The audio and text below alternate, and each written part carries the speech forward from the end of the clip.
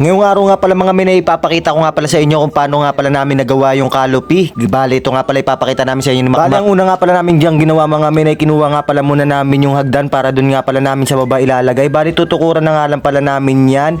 Bale, andun na nga pala pinababa ko muna si Makmak. Tapos syempre, maglalagay tayo ng plywood para hindi man lang mabutas itong bubong nila mga men. Bale, sa kapitbahay nga pala namin. Bale, shoutout nga pala kay Jamel Cabigon. Bale, minsan na nga pala namin siya nakasama sa vlog mga men nung naglinis kami sa bagong bahay ng aircon. Kaya yun, shoutout nga pala sa'yo. At yun, mailalatag na nga pala ni Makmak itong pinolik. Bali nga pala ay dyan namin ilalagay yung hagdan mga men. At syempre, nagmamadali na nga din pala ako dyan. Grabe, ang bilis ko.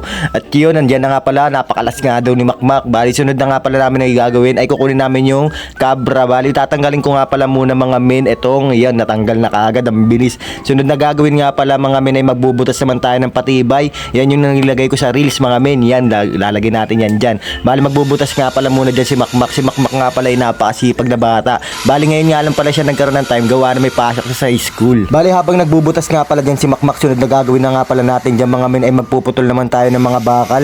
Bali ito na nga pala yung bakal na puputol natin mga men. 6 na butas nga pala yung nagawa ni Makmak, kaya puputol nga pala tayo rito ng 6 na piraso na bakal. Bali tapos isang nga lang pala na lengthwise, bala na yun kung tama ba ako lengthwise, hayaan mo na. At yun, natapos na nga pala kami dito at tara, let's go. Bali, ka-timelapse na nga pala namin yan mga men para mabilisan lang. At yun, ayan, pinupukpok ko na nga pala, binabaong-baong ko na nga dyan pala mga men. At medyo maliit nga pala yung butas na gawa ni Makmak, kaya medyo nilakihan ko mga men. At yun na nga pala, pagtapos nga pala namin dito ay sunod na gagawin nga pala namin dyan mga men ay mag-aayos na nga pala kami ng anong tawag doon? Aray ko, nakalimutan ko nga pala yung tawag dyan mga men. Bali yan nga pala yung magiging sahig namin.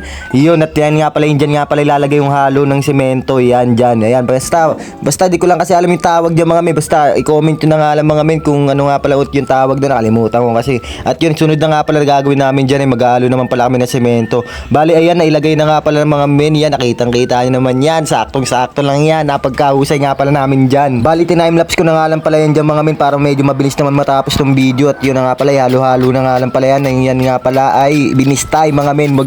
Sa susunod, mag-isang sako na lang kayo mga men. Kahit hindi na binistay, pwede din naman yun. At yun, nandyan nga pala si Makmak. Bali, inutusan ko nga pala yun si Makmak kumuha ng tubig. Ayan, kakarating niya nga lang pala. At yun, tamang tingin-tingin lang yun si Makmak mga men. Pinakapabayaan niya ako. Akala niya nagpapasikat ako mga men, pero di niya alam, napagod na ako mga men.